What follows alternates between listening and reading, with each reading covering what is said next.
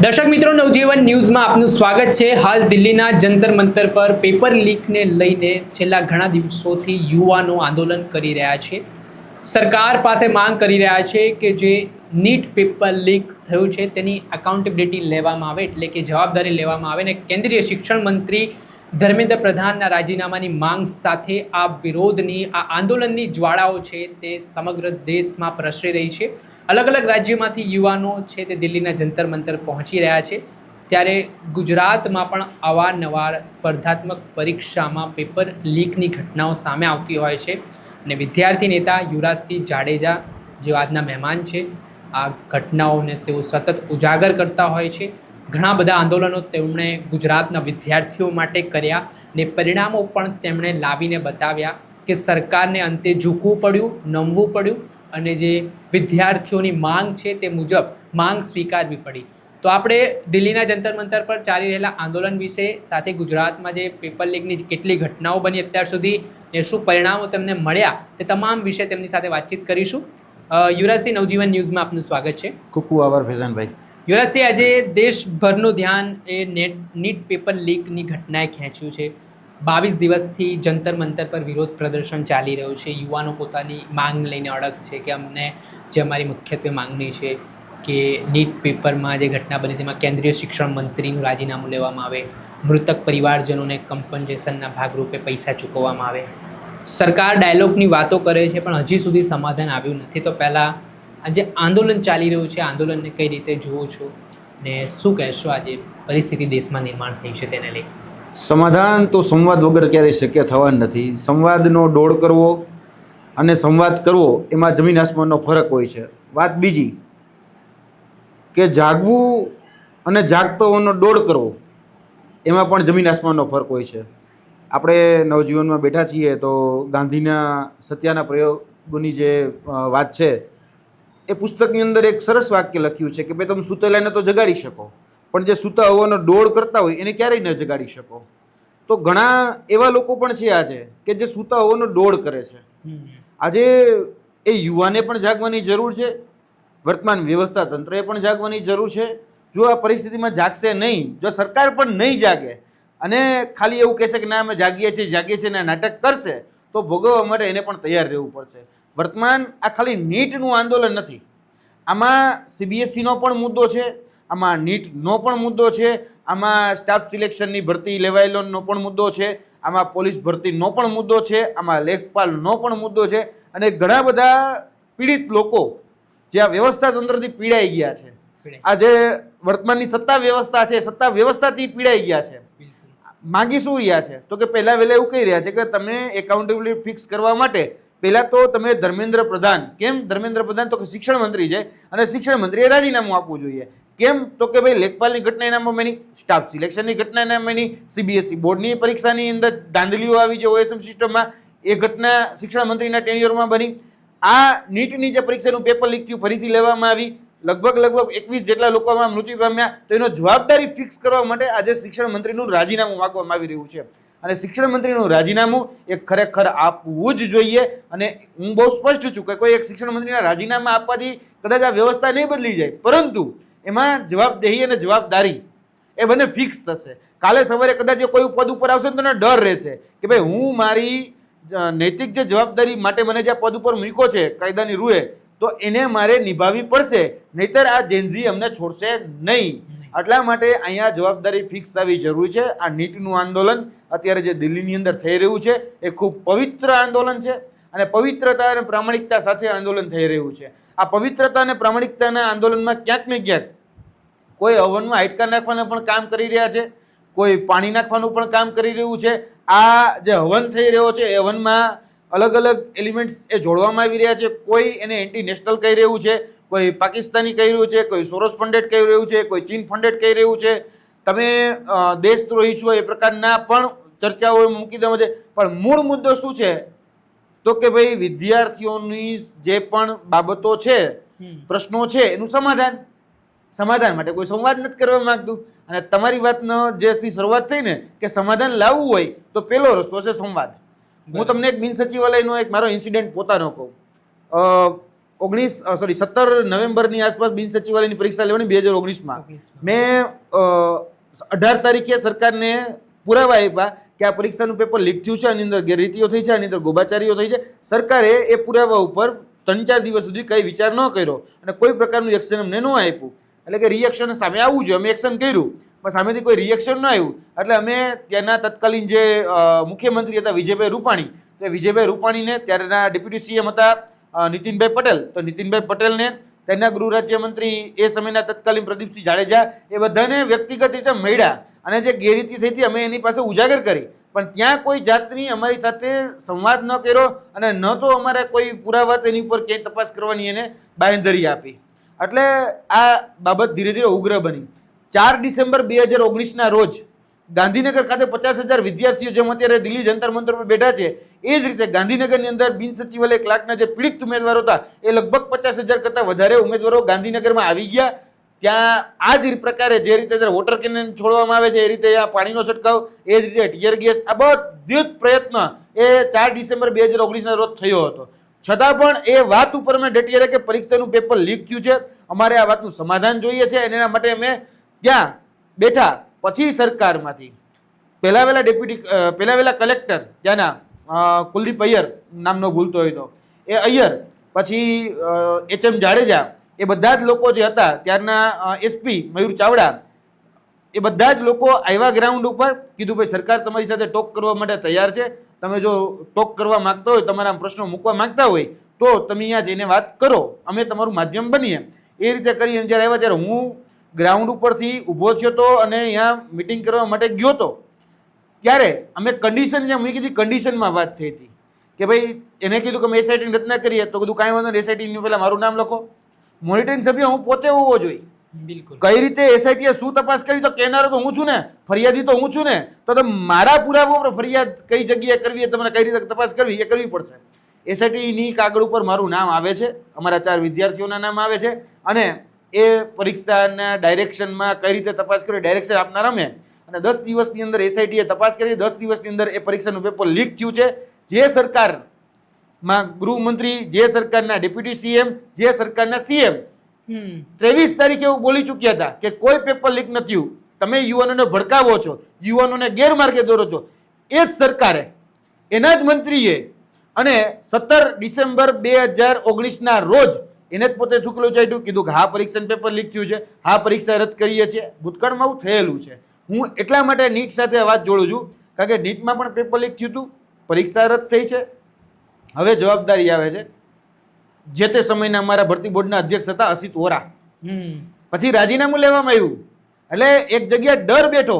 અસિત વોરાએ ભલે 2021માં રાજીનામું આપ્યું, યાદ રાખજો, પણ પાછળ જે આવ્યા ને તો કે AK રાકેશ આવ્યા, એને ડર રહ્યો કે ભાઈ હું આમાં ક્યાંય પણ કાચો કે ઊણો ઉતરીશ એટલે આ છોકરાઓ મારી ઉપર ચડી જશે. એના પછી બીજા આવ્યા જે કહી શકાય અત્યારે ટેન્યુરમાં અઢિયા સાહેબની બધા આવ્યા, બરાબર છે. તો એ લોકોને પણ હવે ડર રહે છે કે જો કંઈક કરીશું અને કંઈક ભૂલ થઈ, કોઈ પણ જગ્યાએથી ક્યાંક લીકેજ પકડાણું અથવા તો લૂપહોલ્સ રહી ગયો તો અમારી પર આ છોકરાઓ ચડી જશે. એના પછી તમે જો ઘટનામાં ઘણો બધો સુધારો આવ્યો અને ડાઉન થઈ. GSSBમાં જે પેપર લીકેજની ઘટનાઓ હતી ધીરે ધીરે ઘટી. તો આજના દિવસે આ પરિવર્તનો આવ્યા છે. એટલે એક વ્યક્તિના રાજીનામાથી શું થઈ શકે તો આ રહ્યું અસિત વોરાનું રાજીનામું. આ અસિત વોરાના રાજીનામા પછી તમે જોઈ શકો છો આખી ઘટના શું બની. અસિત વોરાના રાજીનામા પછી જે પણ અધ્યક્ષો આવ્યા એ તમામ અધ્યક્ષ એ ડરમાં જીવ્યા, એ ડરમાં કામ કર્યું. અને ડર જરૂરી છે, કામ કરવા માટે ડર જોઈ. આજે હું ગાડી ચલાવતો હોય તો મારામાં ડર હોવો જોઈએ કે ભટકાઈ જશે તો, કે ઠોકર લાગી જશે તો, એ ડર હોવો જરૂરી છે. મને હોવો જોઈએ, હું ડ્રાઈવર હોય તો મને ડર હોવો જરૂરી છે. એટલે ડર બધાને હોવો જોઈએ કારણ કે તમે સીટ ઉપર બેઠા છો, જવાબદારી સીટ છે અને લાખો વિદ્યાર્થીનું ભવિષ્ય તમારી સાથે સંકળાયેલું છે. એટલે ડર આ શિક્ષણ પ્રધાન છે, ધર્મેન્દ્ર પ્રધાન છે, એમાં નથી અને દરેક વખતે છાવરવામાં આવે છે. એટલે આ નીટની પરીક્ષા જેમાં લીકેજ થયા, CBSEમાં ગોબાચારી થઈ, સ્ટાફ સિલેક્શનની અંદર 51 લાખ ઉમેદવારો હતા, એની સાથે ભવિષ્ય સાથે ચેડા થઈ. 51 લાખ ઉમેદવારોને સાથે ચેડા થયા. નીટમાં 23 લાખ ઉમેદવારો હતા. આ બધા જ જે ઉમેદવારો છે એની સાથે ભવિષ્ય સાથે ચેડા કરનાર આ શિક્ષણ પ્રધાનને જે એજન્સીઓ હતી એટલે શિક્ષણ પ્રધાને રાજીનામું આપવું જોઈએ. આ બહુ સ્પષ્ટ મત મારો છે. યુવરાજસિંહ, જ્યારથી ગુજરાતમાં સ્પર્ધાત્મક પરીક્ષાઓ થઈ છે 34 જેટલા પેપર લીક થયા છે ને તમામ જે પેપર લીકની ઘટનાઓ છે તે મેં ઉજાગર કરી છે. તો ચોક્કસથી એ યાદી પણ જણાવો દર્શકોને કે કઈ કઈ ભરતીઓમાં શું શું ગોબાચારી થઈ છે અને કેટલા કેટલા સમય દરમિયાન આ બધા બનાવો બન્યા છે. એની પહેલાં હું એક વાત કરતો. ગઈકાલે આદરણીય જેપી નડ્ડા સાહેબે પ્રેસ કોન્ફરન્સ કરી અને જેપી નડ્ડા સાહેબે એવું કીધું કે ભાઈ જમ્મુ કાશ્મીરમાં ફલાણાની સરકાર હતી ત્યારે પેપર લીક થયા છે, તેલંગાણામાં ફલાણાની સરકાર હતી ત્યારે લીક થયા છે, મહારાષ્ટ્રમાં ફલાણાની સરકાર એટલે કે શિવસેનાની સરકાર હતી ત્યારે લીક થયા છે, છત્તીસગઢમાં આની સરકાર હતી તો પેપર લીક થયા છે. એટલે શું? એની સરકારમાં પેપર લીક થયા એટલે તો તમને લાવ્યા ને. બરાબર. એટલે તમે કે જસ્ટિફિકેશન ના આપી શકો એની સરકારમાં હતી એટલે મારી સરકારમાં થશે. આ જસ્ટિફિકેશન કે ક્લેરિફિકેશન તો હોઈ ન શકે ને. એટલે આ જેપી નડ્ડાજી એવું ક્લેરિફિકેશન આપે છે કે ભૂતકાળમાં આવા 14 પેપર લીક થયા છે, ત્યારે કોંગ્રેસની સરકાર હતી, ત્યારે શિવસેનાની સરકાર હતી, ત્યારે તૃણમૂલ કોંગ્રેસની સરકાર હતી. એટલે આવા જસ્ટિફિકેશન આપે છે. એટલે આ જસ્ટિફિકેશન ન આપવાનું હોય. એની સરકારમાં પેપર લીક થયા તો એને બદલે તો તમને લાવ્યા. અને વાત ગુજરાતની તો છેલ્લા 30 વર્ષથી ગુજરાતમાં કોનું શાસન? ભારતીય જનતા પાર્ટીનું. 2014 થી આ દેશમાં કેન્દ્રમાં કોની સરકાર? તો કે ભાજપની સરકાર. એટલે કે ડબલ એન્જિનની સરકાર જે કહેવામાં આવે છે ડબલ એન્જિનની સરકાર. આ ડબલ એન્જિનની સરકારમાં જોવા જઈએ તો 2014 થી લઈને 2024 10 વર્ષમાં 34 પેપર લીક થયા. 2014 પહેલું પેપર ફૂટ્યું જીપીએસસી એટલે ગુજરાત પબ્લિક સર્વિસ કમિશનનું, એ ચીફ ઓફિસરનું પેપર ફૂટ્યું. આજ દિન સુધી કોઈ કાર્યવાહી નહીં. 2015 આજ કહી શકાય કે ભાજપની સરકાર 2015ની અંદર તલાટી રેવન્યુ તલાટીનું પેપર ફૂટ્યું. એમાં હજી સુધી કોઈ કાર્યવાહી નહીં, કોઈ જેલના શેડિયાની પાછળ નહીં. 2016 ગ્રામ પંચાયત તલાટીના 5 જિલ્લાના પેપરો ફૂટ્યા. આજ દિન સુધી કોઈ કાર્યવાહી નહીં, કોઈ જગ્યાએ કોઈ વ્યક્તિ જેલમાં નહીં અને બધા જ ચમરબંધીઓ છૂટા. 2017 આ જે ભરતીઓ છે એમાં ટીઈટી જેને આપણે ટીચર એલિજિબિલિટી ટેસ્ટ કહીએ, આ શિક્ષકોની ભરતીનું પેપર ફૂટ્યું. પરીક્ષા રદ થઈ, પરીક્ષા ફરીથી લેવાની. આજ દિન સુધી કોઈ જેલમાં નથી ને આજ દિન સુધી કોઈને કઈ મોટી સજા નથી થઈ ગઈ. દરેક વખતે કહેવામાં આપણે ગૃહ રાજ્યમંત્રી કે કોઈ ચમરબંધી છોડવામાં નહીં આવે. એના ટેન્યુઅરની અંદર 2018માં લોકરક્ષક દળ LRD લોકરક્ષક દળનું કોન્સ્ટેબલનું પેપર ફૂટ્યું. 15 લાખ ઉમેદવારો હતા જે કહી શકાય સેન્ટરો સુધી પહોંચી ગયા હતા અને પરીક્ષા રદ થઈ બધા સેન્ટરોથી પાછા એવા રોતા. ત્યારે 2018માં જે પેપર ફૂટ્યું આજ દિન સુધી કોઈની જવાબદારી ફિક્સ ન થઈ. અને જેની ટેન્યુઅરમાં પેપર ફૂટ્યું હતું એ હતા વિકાસ સહાય. ખરેખર ભરતી બોર્ડના અધ્યક્ષ હતા, એને પ્રમોશન આપ્યું. તો વિચાર કરો, એને એવું સારું કામ કર્યું તો પ્રમોશન આપ્યું. 2019 બિન સચિવાલય ક્લાર્કનું પેપર ફૂટ્યું. 2020 MGVCL, PGVCL, UGVCL, DGVCL જે ડિસ્કોમ કંપનીઓ છે ઉર્જા વિભાગની એના પેપર ફૂટ્યા. 2021 જે હેડ ક્લાર્કનું પરીક્ષાનું હતું ગૌણ સેવા પસંદગી મંડળની એ હેડ ક્લાર્કનું પેપર ફૂટ્યું. 2022 જુનિયર ક્લાર્કનું પેપર ફૂટ્યું. 2023 2024 સુધીમાં તમે જેટલી પણ ગુજરાતની યુનિવર્સિટીઓ છે HNGUની અંદર 8 પેપર લીકના ગેરરીતિના ગોબાચારીના ભ્રષ્ટાચારના કૌભાંડો સામે આવ્યા. 8 ફરિયાદો થઈ. હજી આજ દિન સુધી કોઈ વ્યક્તિ જેલમાં નથી. અને આ જે પેપરો લીક થયા એમાં BBA, BCA, MBA સુધીના પેપરો લીક થયા. લોનું પેપર 2024માં પૂછવાનું હોય અને પ્રશ્નપત્ર પૂછી નાખ્યું હોય 2022નું. આવું થયું છે. ઉત્તરવાહીઓ જે હોય એ ઉત્તરવાહીઓ આખી ચેન્જ થઈ ગઈ છે. જે પૂછવાનું હોય BSc નું પેપર પૂછી નાખ્યું MSc નું પેપર. આવું પણ HNGU ની અંદર થયું. એ જ રીતે સૌરાષ્ટ્ર યુનિવર્સિટી, એ જ રીતે MKBU એટલે કે મહારાજા કૃષ્ણકુમાર ભાવનગર યુનિવર્સિટી BCom નું પેપર ફૂટ્યું. એ જ ટેન્યુઅરની અંદર BBA સેમ 5 નું પેપર ફૂટ્યું. નર્મદ યુનિવર્સિટી, ગુજરાત યુનિવર્સિટીની અંદર 5 ઇન્સિડેન્ટ એવા બન્યા છે કે જેમાં પેપર લીક થયા છે, ગેરરીતિ થઈ છે, ગોબાચારી થઈ છે, ફરિયાદો થઈ છે.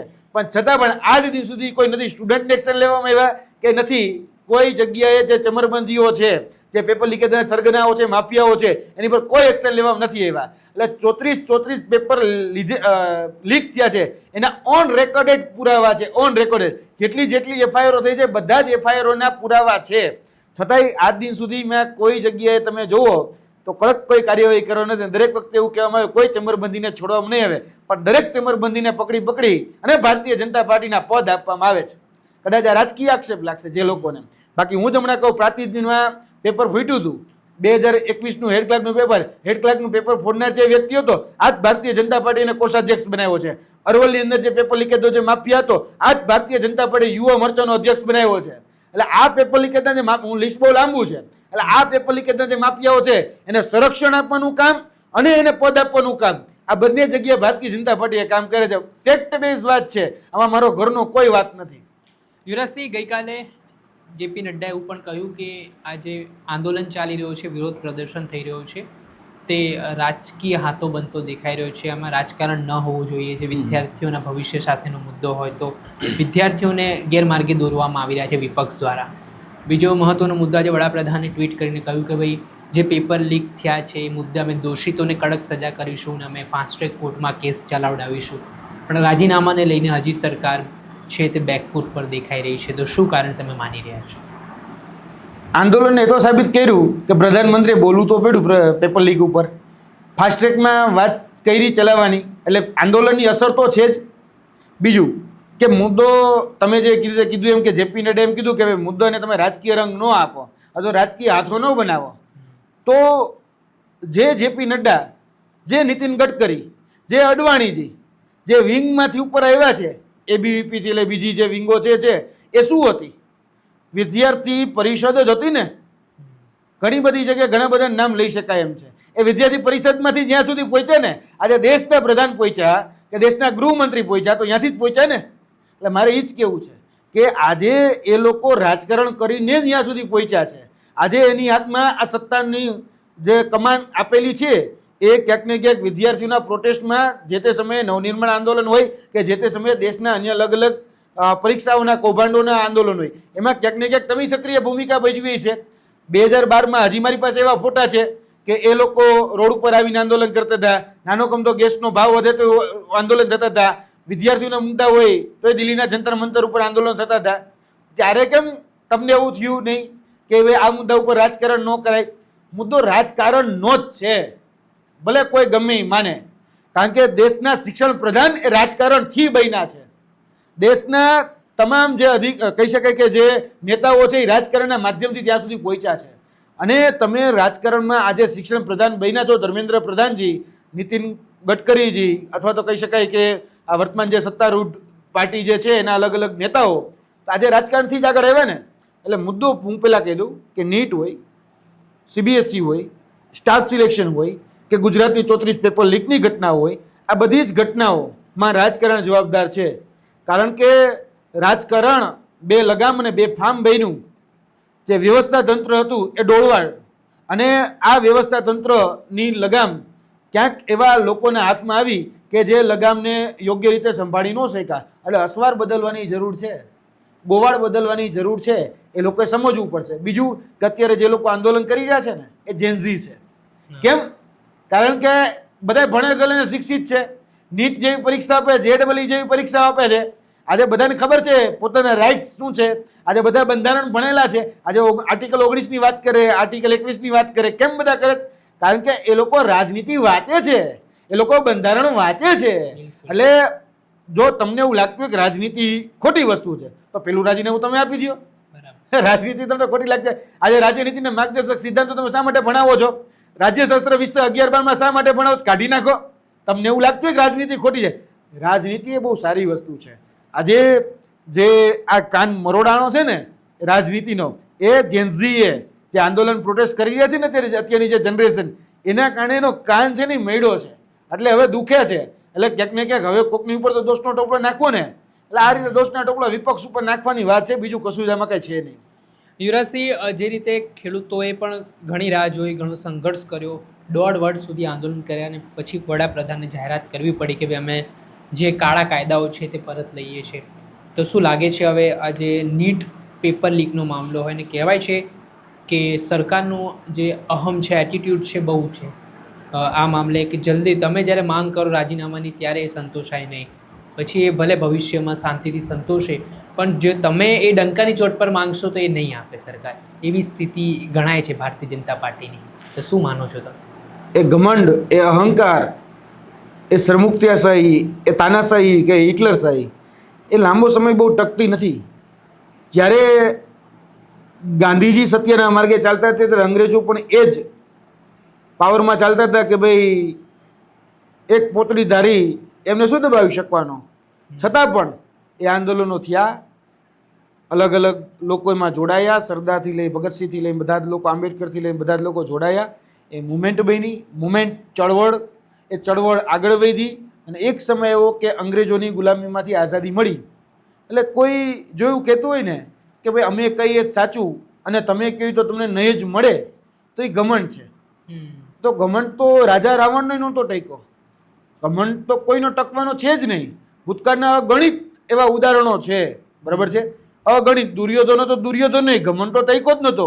એને આખું હસ્તિનાપુર લઈ લેવું હતું, બરાબર, એને આખું ઇન્દ્રપ્રસ્થ લઈ લેવું હતું, પણ ગમે એવડી મોટી ફોજ હતી તો ખરી, 100 કૌરવો, 18 અક્ષરની સેનામાંથી 11 અક્ષરની સેનાની પાસે બધી મોટી ફોજો હતી, અને છતાંય હાર્યો, રાવણે હાર્યો. એટલે ગમે એવડો મોટો ઘમંડધારી હોય ને એ છેલ્લે પરાસ્ત થાય છે.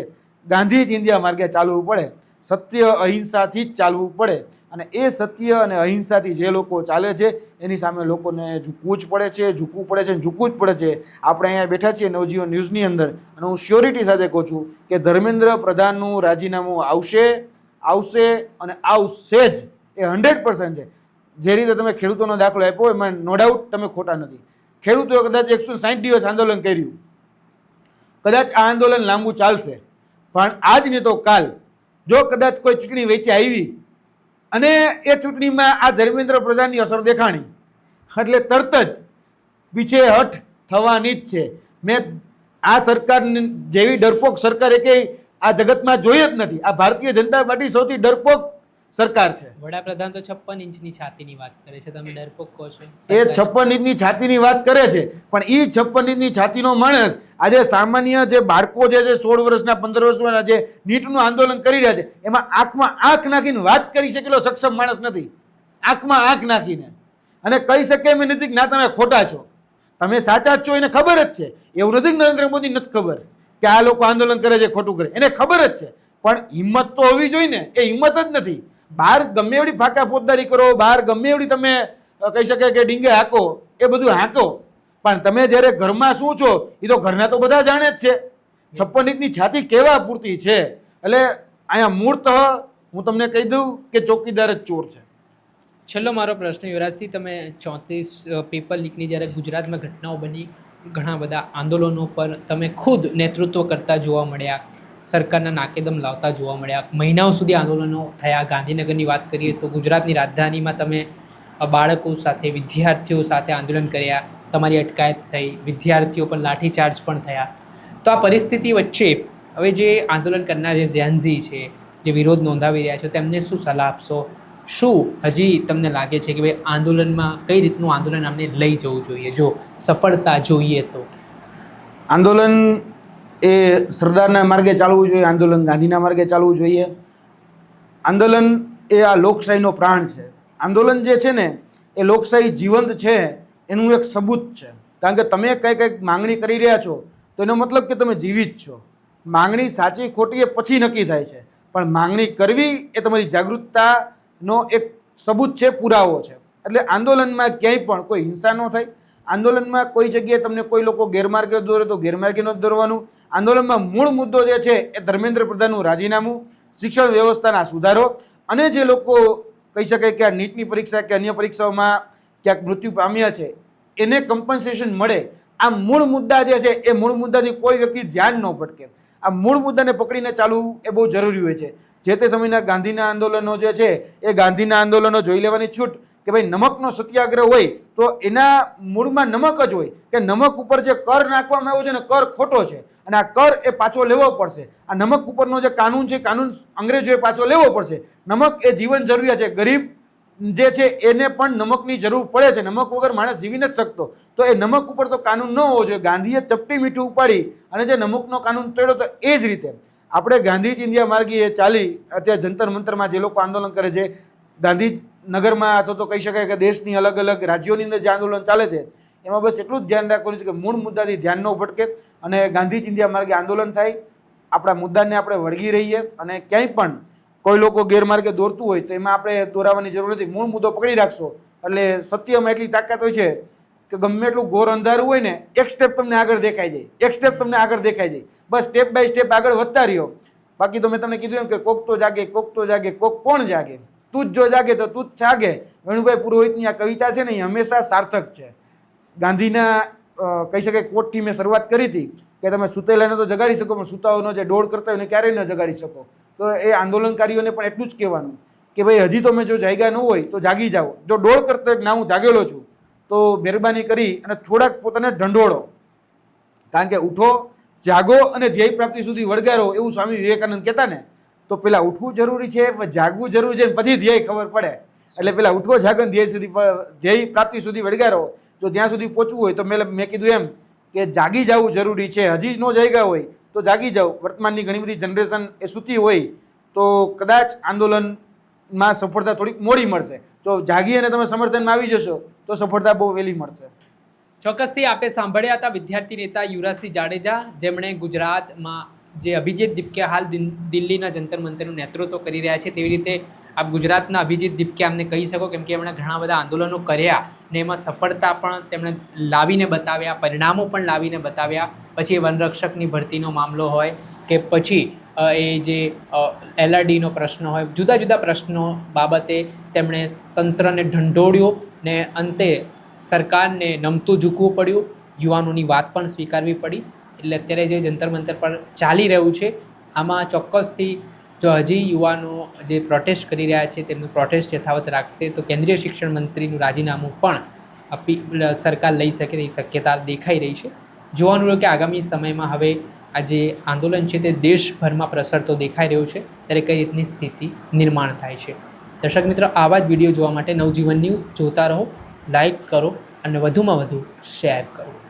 વૈષ્ણવજન તો તેને કહીએ જે પીડ પરાઈ.